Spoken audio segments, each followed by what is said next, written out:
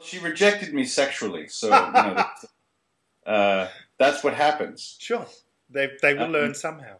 Yeah. Why?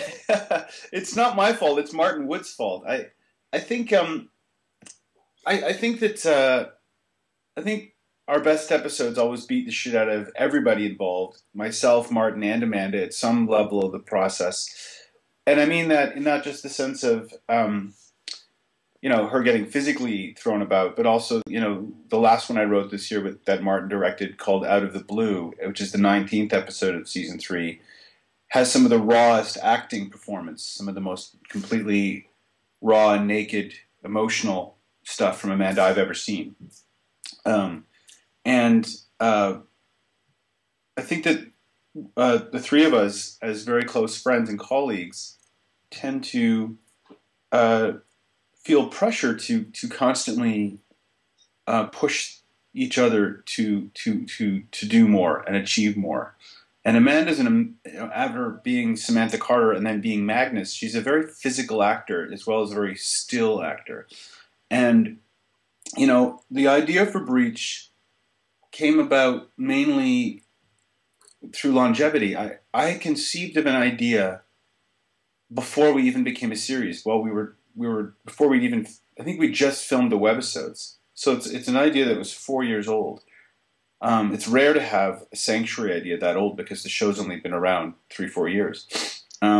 Which was about Magnus, going through an experience that only Magnus knew about, that nobody else could understand. And if Martin were on this call, he would agree that it was easily one of the most contentious stories.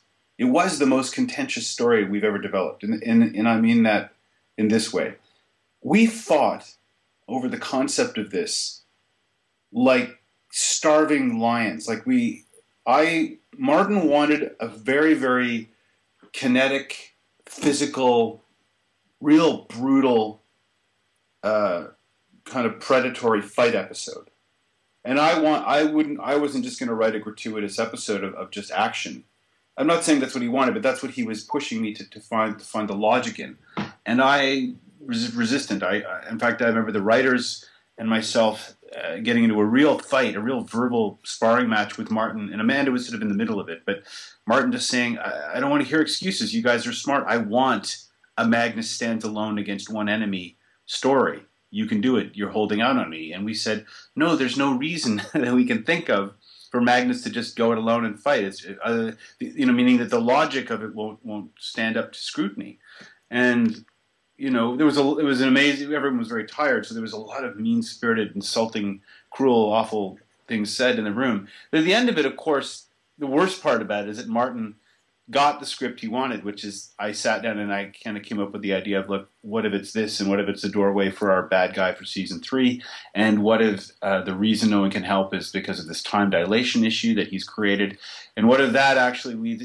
I began to find all these solutions, and he literally smugly pointed his chin at me and said, "You see, it was there all along." And I was like, "You bastard! You made me shit my guts out through my ass to find that story."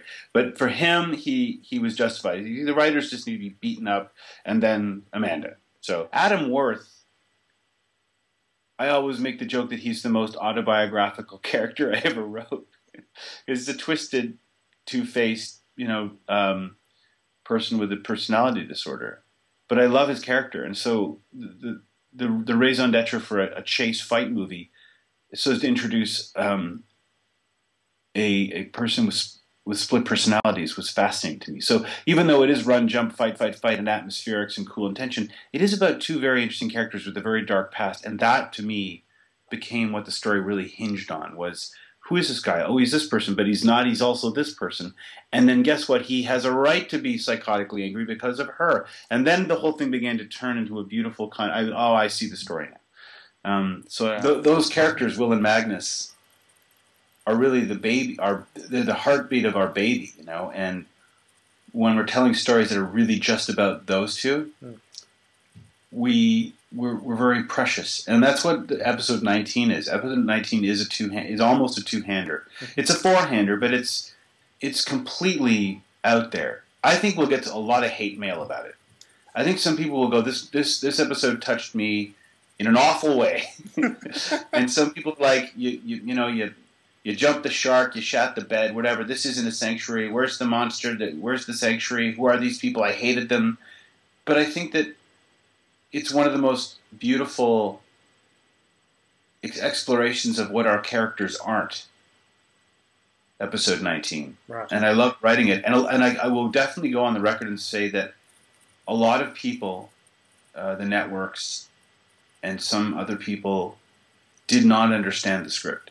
Born in Melbourne, and as a baby, emigrated with my parents to Toronto, Ontario. And it all began when I had to move out of my parents' house after university because I needed a job. I mean, I really just, I did what a lot of people did. I paid my dues. I was a production assistant. I was a script coordinator.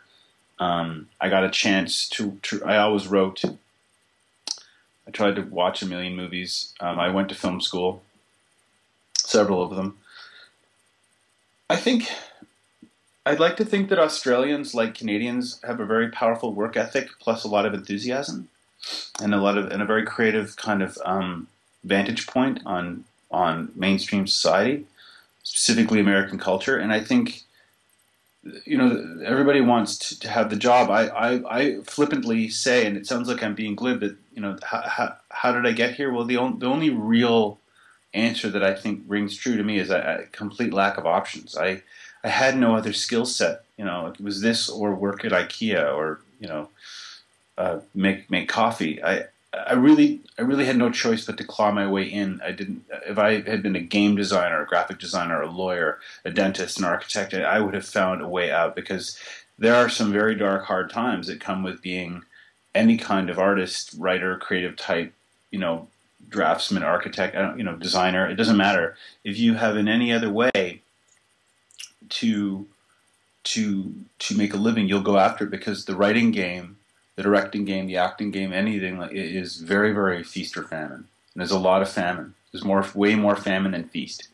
I just kept writing, and I think I wrote a lot, but I think I didn't really get into the league I wanted to get into until I started working at Stargate and really learned from Brad Wright and Rob Cooper how involved and painstaking a process of crafting good stories is. And then from there, thankfully, getting Sanctuary off the ground, I think I was able to find my own voice a bit more. So it's like it's not like you're a genius who just someone goes, yes, you genius, come with me. It takes partnership, it takes flexibility, and a lot of hard work and open-mindedness and perseverance. Whenever a sci-fi show is canceled, you feel very sympathetic, because one day that will happen to you. One day, sooner or later, hopefully much later, you'll get the call from the head of the network saying, we're not picking you guys up. And then that's the end of that run. It's inevitable. Characters are interesting and ignite good stories. Good characters create good stories. I always think that characters are they're just characters that exist somewhere in the collective imagination. You create them, you set them free, they grow, other people add to them. It's like a garden. They're like these living things inside a collective imagination that you get to access and play with and manipulate and use to tell other stories. And I think that I don't like the use of archetypes, like the cop, the tortured cop, the lonely scientist, whatever. I think that it's more just giving a character an interesting starting point and leading them into a very interesting current and future situation.